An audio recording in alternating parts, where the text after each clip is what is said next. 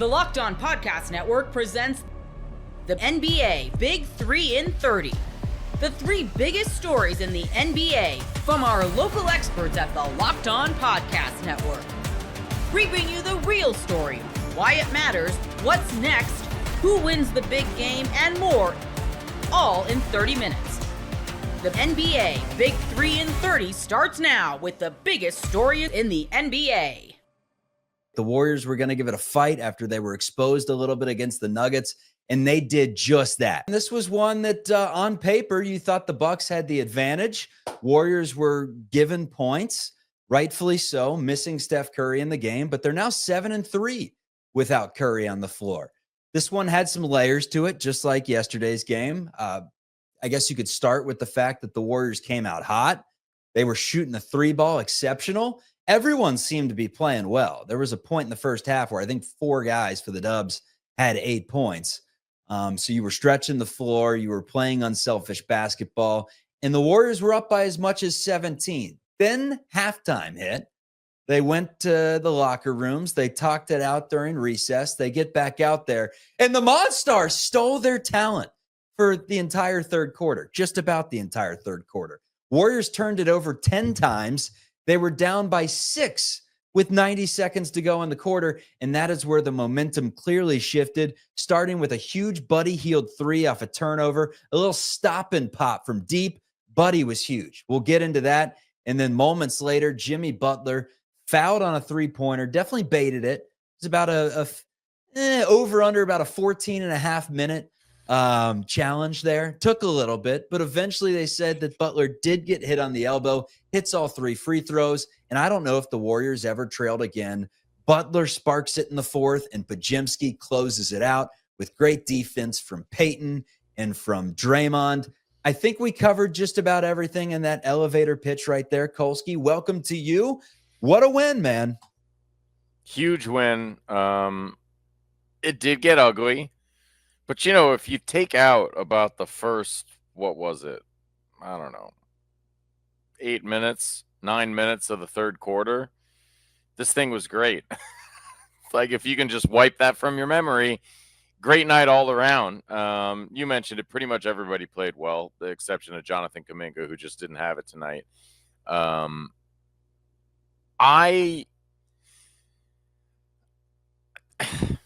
I mean, they're better without Steph Curry, right? That's the takeaway. No. I don't know. No? Okay. All right. Well, if it's not that, I think clearly It was a focus issue. They didn't have the focus. They were sleepwalking against Denver, and they knew that tonight this was a bounce-back game where they had to show that without their leader, they could go out there and compete in a basketball game. And that's what they did, man. They competed. They fought their tails off. They played unselfish, and it helps when you hit some shots because they were 25% from 3 in the last game. They were 38 today.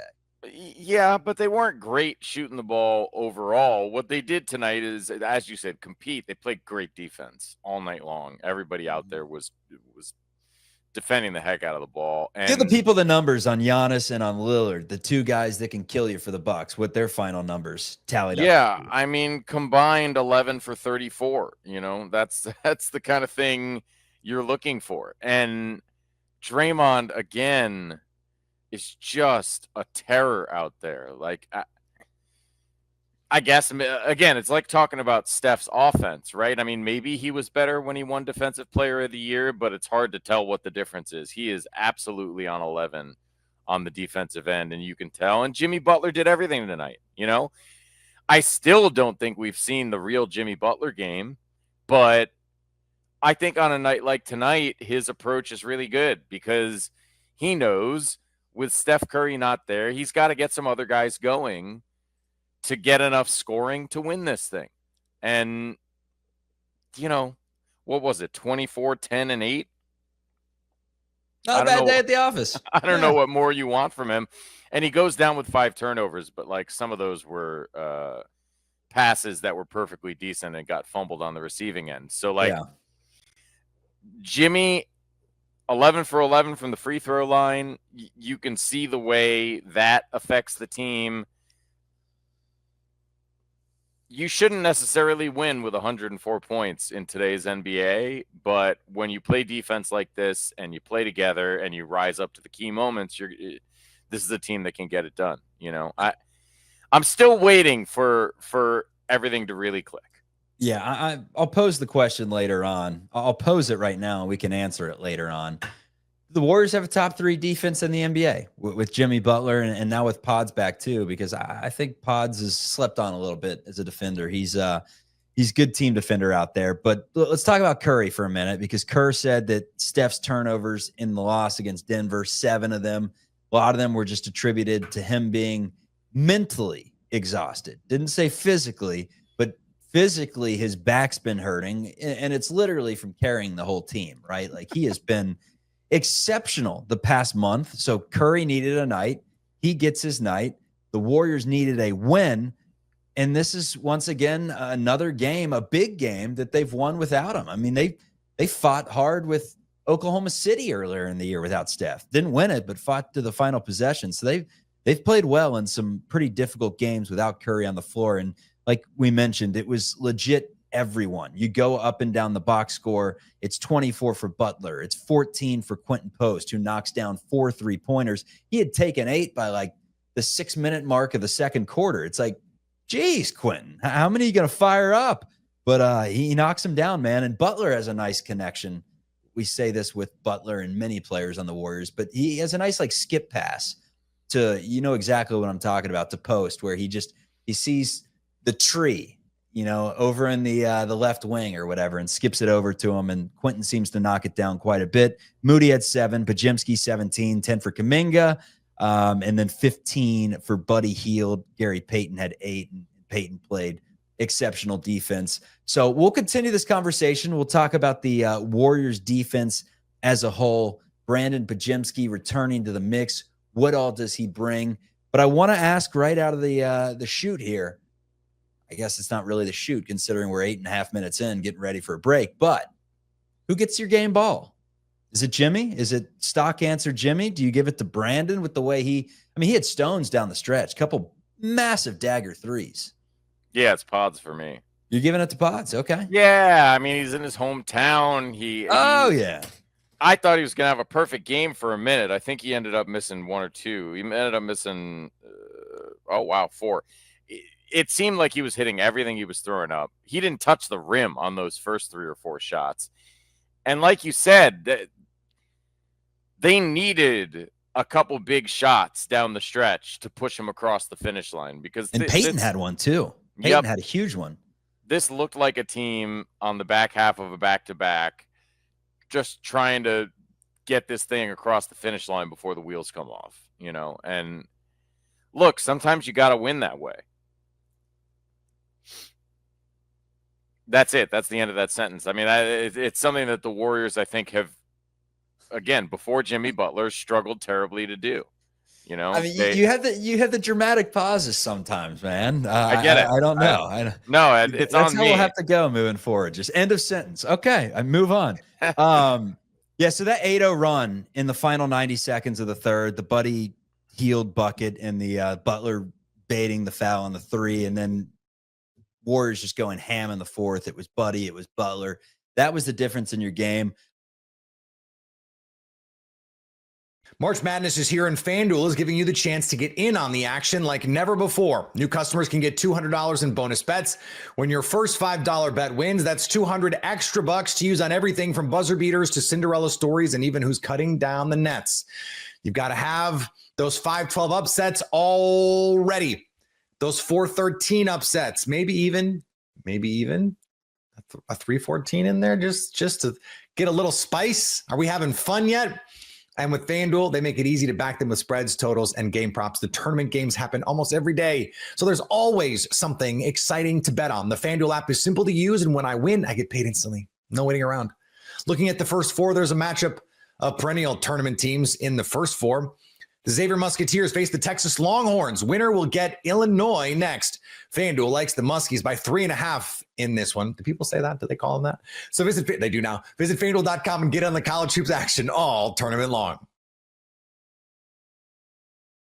The Cavs lost to the Clippers on Tuesday night, and there might be some things that are starting to get a little concerning with the offense. You are Locked On Cavs, your daily Cleveland Cavaliers podcast. The Cleveland Cavaliers lost their second game in a row on Tuesday night. They lost to the LA Clippers 132 to 119. This was a game that I thought looked pretty encouraging at the start, and then the offense disappeared again. So the Cavs opened up with a 45-point first quarter. I thought the offense looked great. I thought the ball movement was fantastic. The shot making really on both sides was terrific. The Clippers scored 37 points in that quarter, and their shot making was able to keep up in a way that the Cavs was not throughout the night.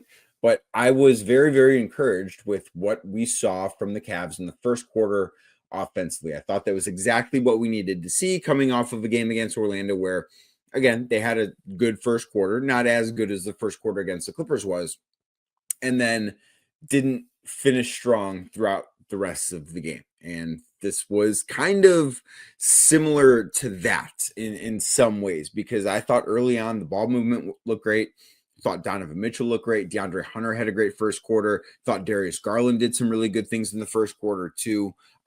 Max Strus obviously hit a couple of threes. He was really good early.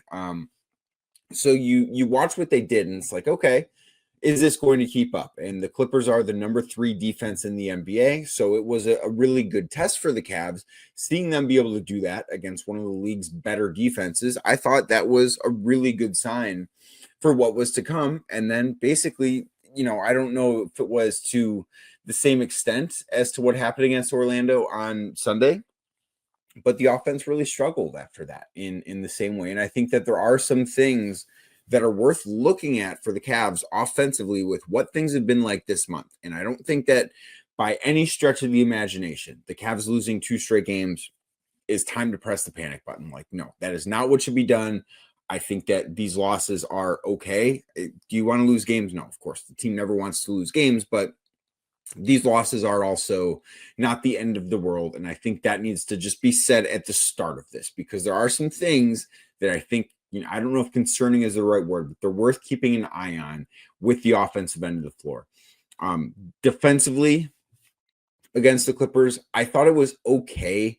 I know Kenny Atkinson talked in his post-game presser that I watched on TV that, he was disappointed with the way the Cavs defended. I thought they defended all right. Like, I didn't think it was a bad defensive performance. Certainly on the interior, it was. And we'll talk about what Ivica Zubac did against Jarrett Allen and against Evan Mobley coming up in a little bit.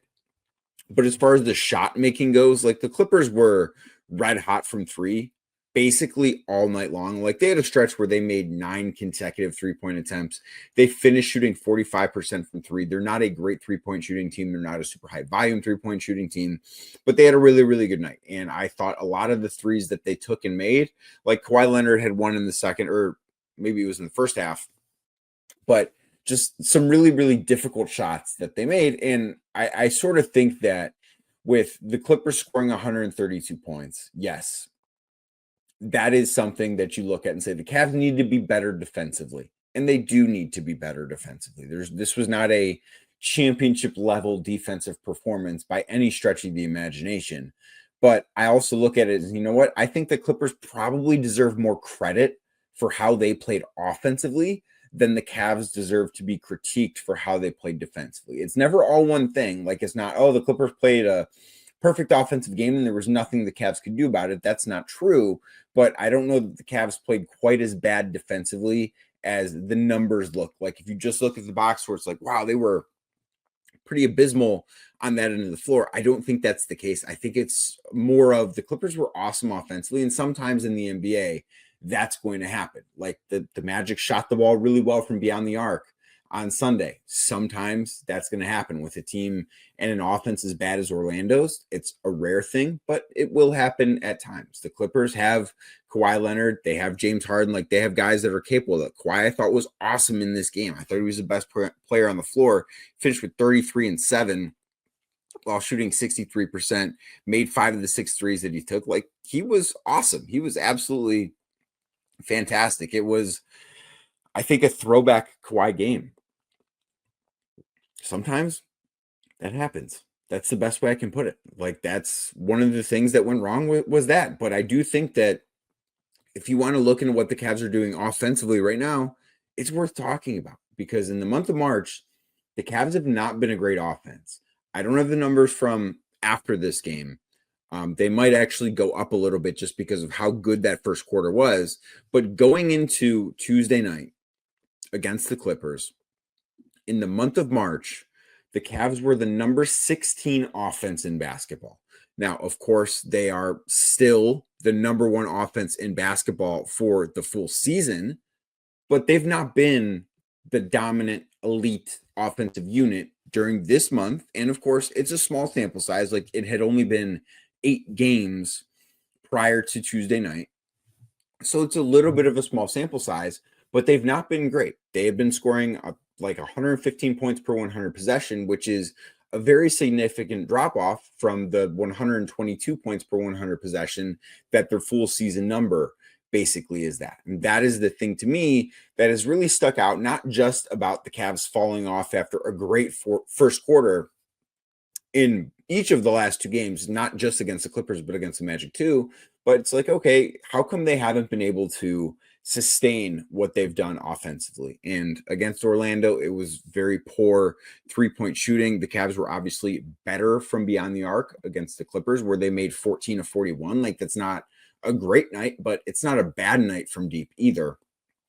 And the thing that I just keep coming back to is the guard play that the Cavs are getting right now. So Donovan Mitchell scored 10 points in the first quarter. I thought he got off to a really great start in this game against the Clippers. He finished with 18 points on 5 of 18 shooting. Like, in the month of March, and I know that he had a couple of big games at the start of the month, but in the month of March, Donovan has not been great. Before Tuesday night, shooting 35.4% from the floor and 20.5% from 3 in the month of March. Now, it's a small sample size. Like, that is a 5-game sample size, and these numbers are not going to get better with what he did, shooting 27% from the floor and 22% will go up marginally for his 3-point rate, but that's just kind of who he's been over the last few games. That's not necessarily what the Cavs need. And the Cavs are good enough and the Cavs are talented enough to where if Donovan Mitchell has this sort of slump, which I think it's fair to say that he's in a shooting slump, I think it's fair that if he has that sort of stretch, they have enough depth, they have enough talent, the offense works well enough that they can still be elite, even without him at his best. Can they be, at their peak without him at his peak? No, of course not. But they can still be the best offense in basketball. And I think they've shown that at times this year. But for that to happen, Darius Garland needs to be really good too. And Darius Garland, I thought, was okay against the Clippers. The month of March has not been kind to him. So against the Clippers, he was 6 of 14. He had 17 points. He and Jarrett Allen were actually the 2 Cavs that finished with a positive plus-minus number. And it really, I don't know that it necessarily felt like it, because I didn't think Jarrett Allen was all that good in this game either. Like, I do starting to have a little bit of questions about that hand injury that he's dealing with, because I do think he's kind of struggling to hang on to the basketball in traffic more so than usual. That's really and there's like not a stat for that, but if you're watching these games, it's like, you know what, that doesn't necessarily look the same as it normally does. And to me, a guy that I know is very clearly playing through a hand injury, like, that is the thing that I'm going to point at and say, okay, that's probably has something to do with it. I think that's a fair assumption to make, but I didn't think Jarrett was great. But, Darius was better. The Cavs won those minutes by 8 points. Now, the Donovan Mitchell and Evan Mobley minutes were an absolute disaster for the Cavs tonight. Like, they got throttled. When Mobley was on the floor in the 31 minutes he played, the Cavs were outscored by 27 points. That never happens. Like, that was, to me, one of the most jarring parts about this box score. And if you watch the game, like, it felt like it. Mobley's box score stats are okay. Like, he had 17 points, 7 of 12 shooting, only had 3 rebounds, only had 1 assist. Like, if you just look at the box score, it's like, he was fine. But I think watching the game probably told a much different story. And I do want to talk about that coming up in a bit. But just to close on that point, the Cavs offense can be elite if Donovan Mitchell is not at his peak. The Cavs offense can be elite if Darius Garland is not at his peak. but I don't think that they can both be what they've been in the month of March and the Cavs sustain a really, really great offense. Like they can still be a league average offense, which after this game, they are 12th in offense in the month of March in the NBA. That is an average NBA offense. That's who they've been with two of the three offensive engines, I think, playing pretty poorly. Now, if one of those guys gets back, and I do think that we're seeing some good things with Darius Garland, I would expect the offense to bounce back and start being a little bit more consistent, but it just has not been the best thing to watch lately. March Madness is here, and FanDuel is giving you the chance to get in on the action like never before. New customers can get $200 in bonus bets when your first $5 bet wins. That's $200 extra bucks to use on everything from buzzer beaters to Cinderella stories and even who's cutting down the nets. You've got to have those 5-12 upsets all ready. Those 4-13 upsets, maybe even a 3-14 in there just to get a little spice. Are we having fun yet? And with FanDuel, they make it easy to back them with spreads, totals, and game props. The tournament games happen almost every day, so there's always something exciting to bet on. The FanDuel app is simple to use, and when I win, I get paid instantly. No waiting around. Looking at the first four, there's a matchup of perennial tournament teams in the first four. The Xavier Musketeers face the Texas Longhorns. Winner will get Illinois next. FanDuel likes the Muskies by 3.5 in this one. Do people say that? Do they call them that? So they do now. Visit FanDuel.com and get on the college hoops action all tournament long. Baylor Shireman does it again. Kristaps Porzingis has another big game. Baylor Shireman, who had the big game. He's the story of the game. Baylor had 20 points, perfect 4-4 shooting in the fourth quarter, scored 12 points in the fourth quarter, gets a career high 20 points, 6 of 7 shooting off the bench. He came into this game shooting 5 of 25 from 3 on the season. He shot 6 of 7 from 3 in this game alone. Starting with, I think the real shot was end of the third quarter, the buzzer beater that he hit. That was, first of all, he hits a buzzer beater. There's a foul. He takes the shot. It banks in. Doesn't count, obviously. So they inbound the ball. Baylor has the ball. He's inbounding the ball. And what ends up happening is he gets the ball to Porzingis. Porzingis, taps it back to him, and he hits the three-pointer, this big, great moment. But he said after that wasn't the plan. That wasn't the play. He was trying to get it to Derek White. If you watch the play again, Derek White is streaking up the baseline. Porzingis is kind of in the way. He jumps in the way, and he essentially steals the ball and gets it back to Shireman. Shireman said, I wasn't expecting that. I had to try to get my feet in bounds and my balance so I could shoot that shot. He shoots it. He nails it. Crowd goes nuts. And all of a sudden, he's just super confident. He comes into that fourth quarter, like I said, 4 of 4 from 3. He hits 3 threes in the span of a couple minutes to, I think it was part of a 9-2 run, 11-2 run. So the Celtics were down 2, they went up 7. So it was a 9-point swing. And, he has a heat check in there where it bounces front rim. And so much of this can be just luck, right? Shireman, the rookie, he wasn't supposed to take that buzzer beating shot. That was supposed to go to Derek White. Porzingis does whatever he does. He freelances, and Shireman takes the shot, makes the shot. The bouncing heat check that went in, if he shoots that from any other angle, that misses and goes long.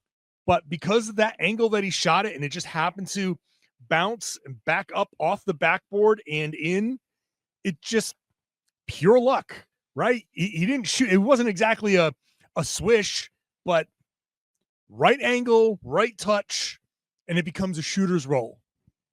And it's an incredible story for him. And one of the things that people are talking about is, hey, did Brad Stevens get a hit here on the 30th overall pick? 1 pick away from the second round. Now he's got the guaranteed contract and all that. Maybe if he doesn't have the guaranteed contract, the Celtics, got rid of Anton Watson to change up how they're configuring their two-way contracts. Maybe Shireman was the guy that would have been gone. Who knows? But he's got the guaranteed deal. He's here. He gets these minutes. No Jason Tatum, no Jaylen Brown in this game, and makes the most of this opportunity. A couple of weeks ago, it was against Philly. He had a career high 15. Now he gets another opportunity, a career high 20. You just make the most of what you have. And Shireman has not only that, he makes hustle plays, rebounds, played some decent defense, diving on the floor, sprinting back to break up plays. He does a lot of this hard work stuff. He's not just out there being a shooter. He's out there working, playing hard, and earning his time, earning his minutes. So I thought Shireman obviously was the story of the game, considering all the questions that were asked of Joe Mazzulla, Kristaps Porzingis. Baylor Shireman got a podium. I think everyone agrees that Shireman stepping up with the two J's out is the big story of the game, and it doesn't happen unless those two guys sit. I've said this yesterday when I said it multiple times. Sit Jalen, sit Jason, sit Jalen, sit Jason. Wow. I swear I'm at work. I have not had anything to drink. I can't get those words out. But if you sit them in this game, that gives them 5 days off.